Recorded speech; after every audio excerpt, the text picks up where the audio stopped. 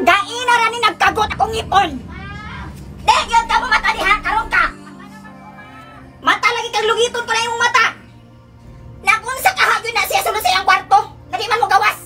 Nahuma na lang kung was-was aning mga habol na uga na lang kabawa kagapon mo ng mata. Lamigod mo pang labhawan o panitan. Makriminal gyud ko ninyo way oras.